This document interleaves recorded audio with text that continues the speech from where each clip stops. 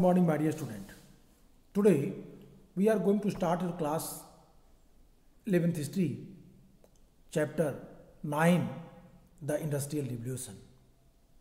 My dear student, as you know that we have already prepared the video on this topic, this chapter. Again, I am going to explain this topic with the help of the X recorder. In my previous video, I was used the board, but today I will try to explain line by line your chapter. It would be better for you to understand the paragraph and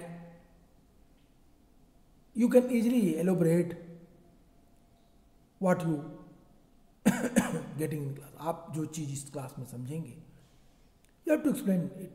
बहुत आसान आपके लिए हो जाएगा, easy हो जाएगा. तो आइए चैप्टर शुरू करते हैं आपका. The chapter the industrial revolution. Industrial revolution, औद्योगिक क्रांति. But before start this chapter I would like to tell you the industrial revolution from 1780 to 1850 in Britain, the large changes that was introduced in the every and each sphere we had seen the changes, either machineries or inventions, tools, the agricultural revolution and other points.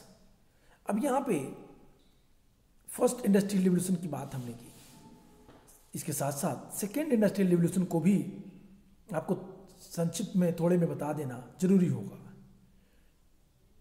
औद्योगिक क्रांति industrial revolution 1850 के बाद आई और इनमें रसायन, बिजली जैसे नए औद्योगिक क्षेत्रों का विस्तार हुआ.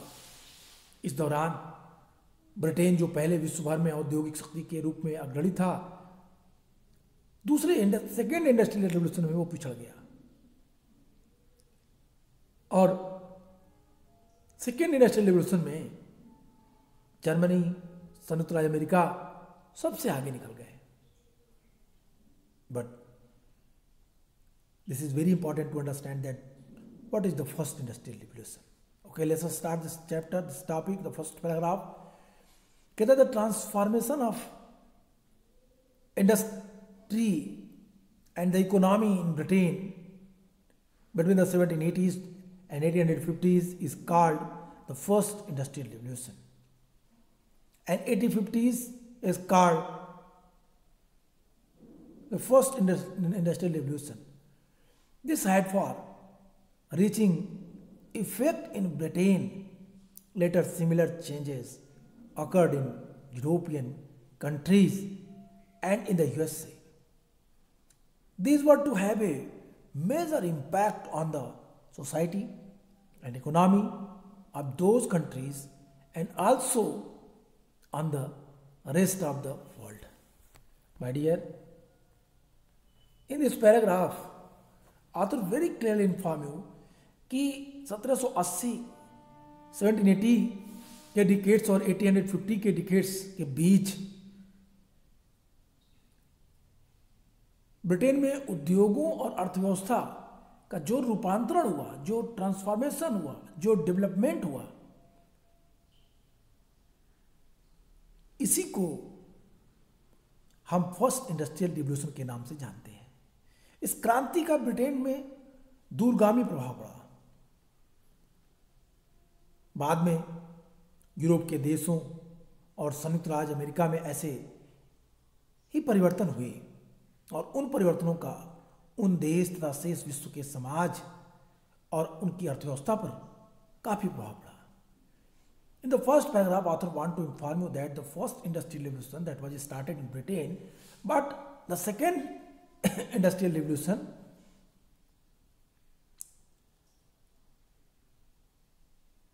Germany and America became the top country. ये दो चीजें कहता है. कहता है ब्रिटेन में औद्योगिक विकास की यह चरण नई मशीनों और तकनीकियों से गहराई से जुड़ा है. इन मशीनों तथा तकनीकी ने पहले के हस्तशिल्प और हथकरघा उद्योग की तुलना में भारी पैमाने पर माल के उत्पादन का संभव बनाया। कहने का सेंस ये है कि this phase of the industrial development in Britain is strongly associated with the new machinery and technologies. These made it possible to produce goods on a massive scale compared to handicraft and handloom industries. तथा इस phase में industrial development Britain में बहुत ही तेजी से हुआ।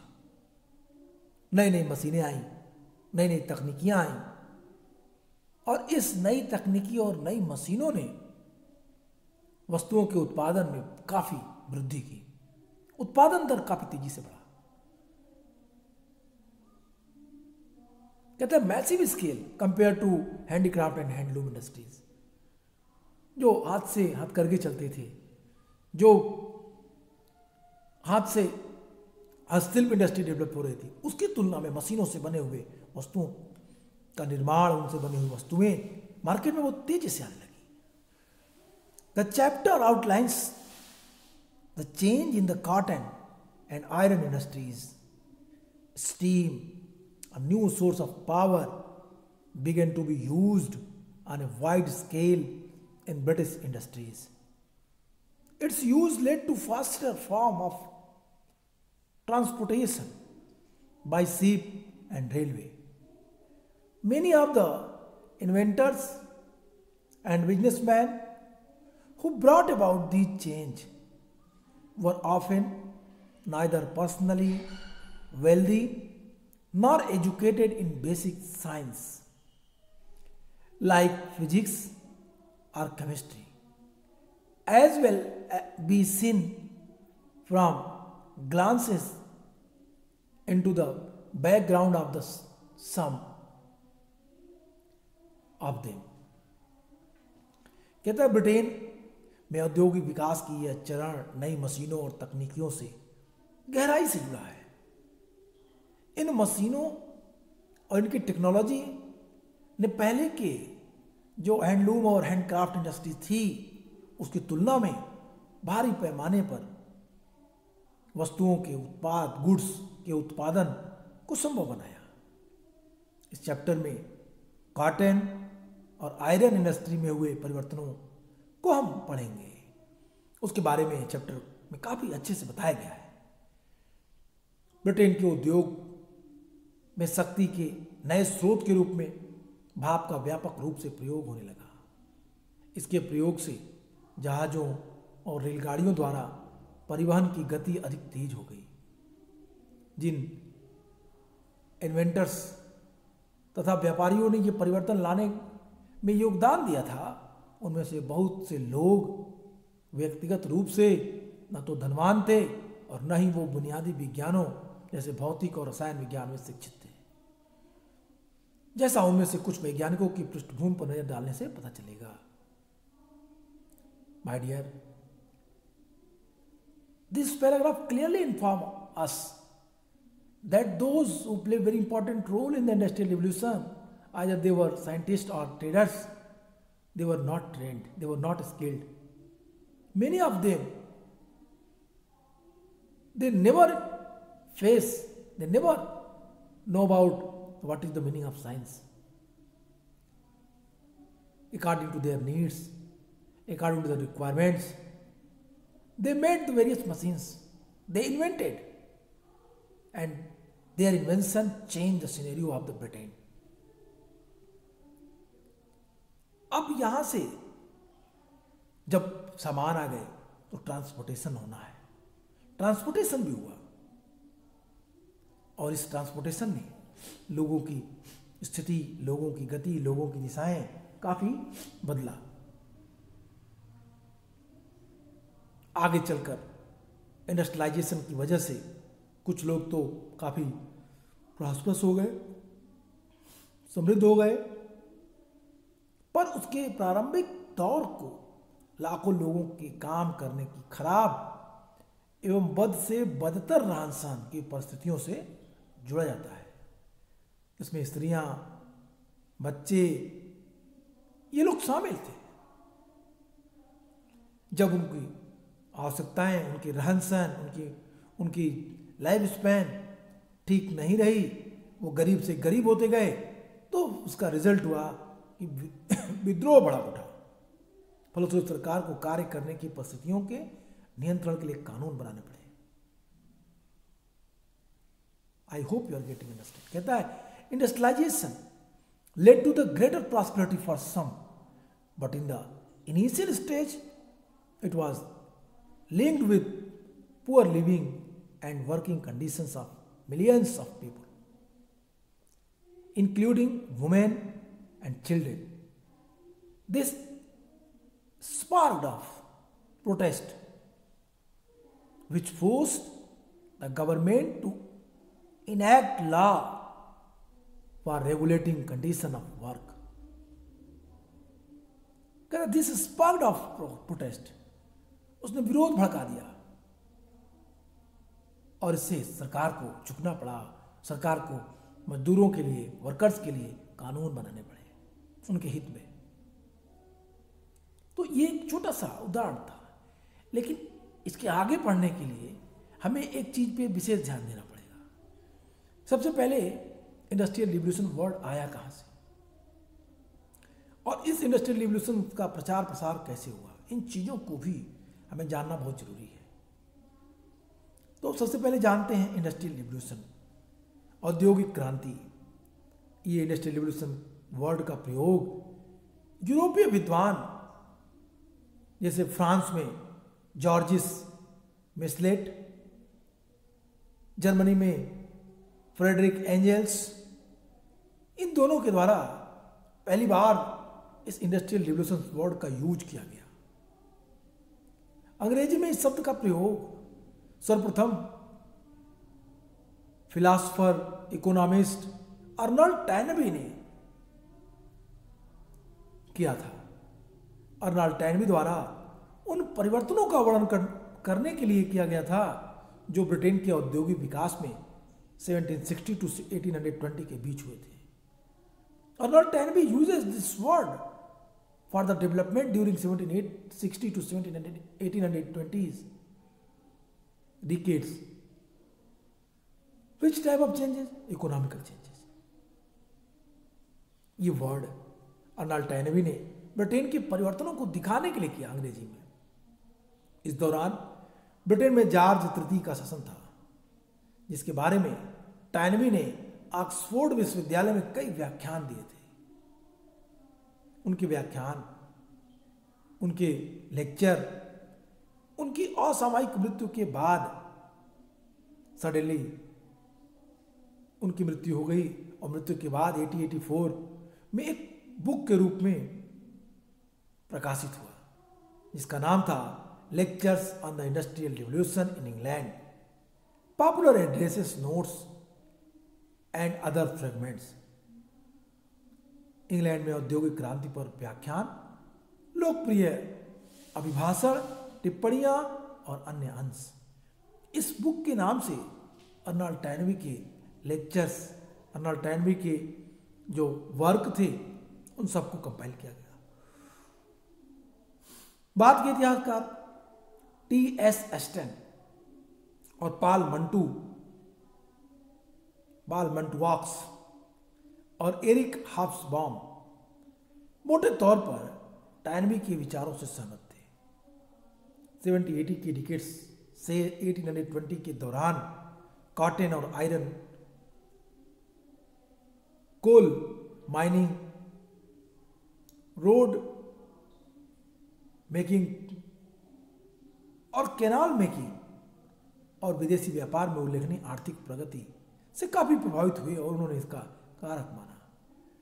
Aston ने तो औद्योगिक क्रांति का उत्सव मनाया जब इंग्लैंड छोटी मोटी मशीनों और कल पुर्जों की बाढ़ से मानो अपलावित हो गया, डूब गया, भर गया।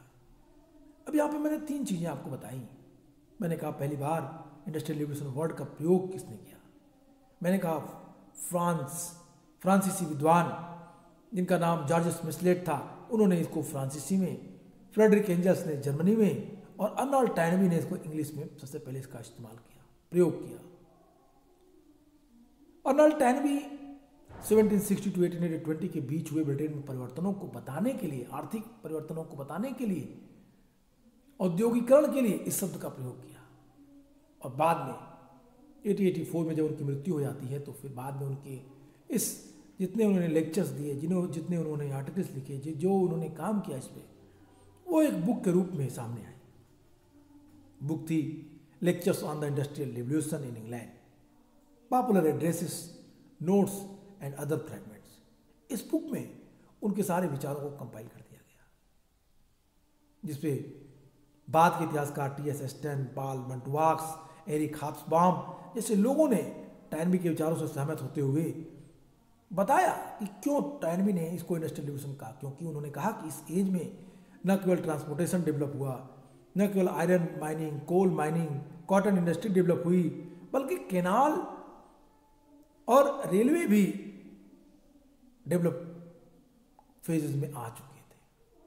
उन्होंने यहां तक कहा कि जब इंग्लैंड, एक विद्वान का नाम लिखा था एस्टन, ऐसे विद्वान है कि उन्होंने औद्योगिकरण के समय मशीनों की वृद्धि से खुश होते हुए क्या क्या उत्सव के रूप में इसको मनाया। अब इसके बाद का नेक्स्ट टॉपिक शुरू होगा, वाई इट इन ब्रिटेन, क्यों ब्रिटेन में हुआ, वाई ब्रिटेन, इंडस्ट्रियल रिवॉल्यूशन क्यों ब्रिटेन में आया। सबसे महत्वपूर्ण बात ये है। अब वाई ब्रिटेन देखते हैं, वाई ब्रिटेन, ब्रिटेन में क्यों इंडस्ट्रियल रिवॉल्यूशन, ब्रिटेन में क्यों। I hope you have understand. I hope you have remember that what I taught in your class, online class and my previous video also. What I clearly explained that why Britain, industrial revolution, why first time introduced in Britain. What was the reason behind that? My dear, मैंने आपसे वहां कहा था, आपको याद होगा मैंने आपसे कहा था कि ब्रिटेन एक ऐसा देश था जहां पे औद्योगिकरण तो हो रहा था, साथ ही साथ 17वीं सेंचुरी में वो राजनीतिक रूप से स्थिर देश था।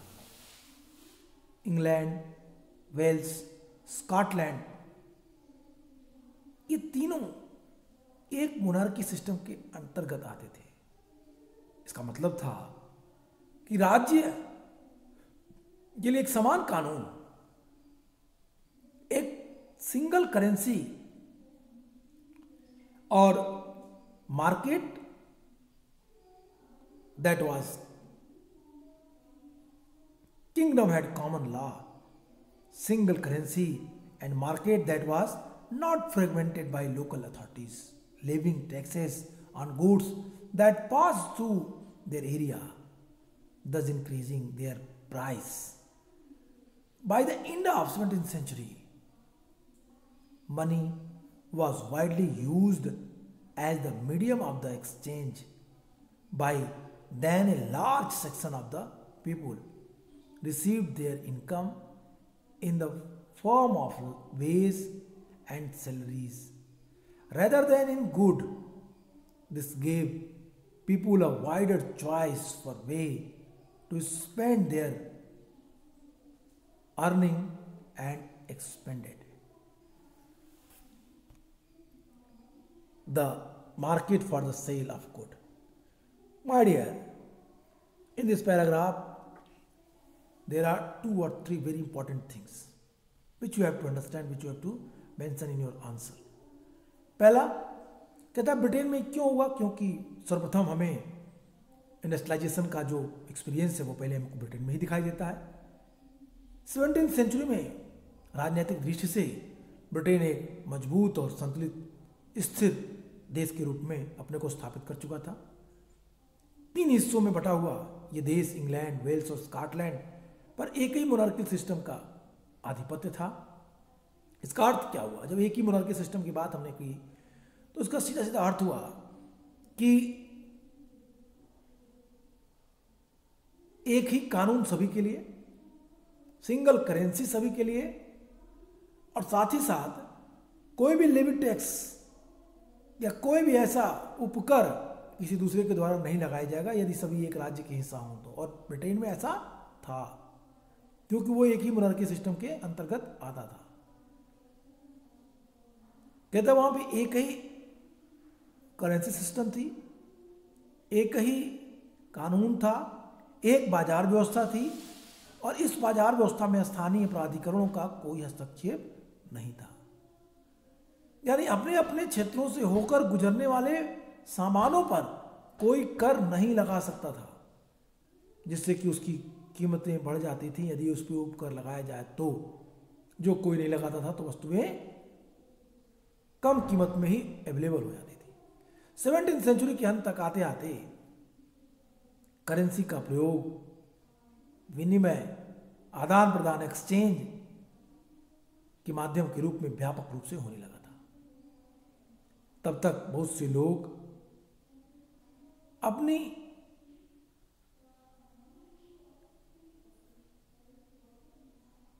कमाई वस्तुओं की बजाय मजदूरों और वेतन के रूप में पाने लगे थे, जो सैलरी के रूप में वो नगद अब प्राप्त करने लगे थे।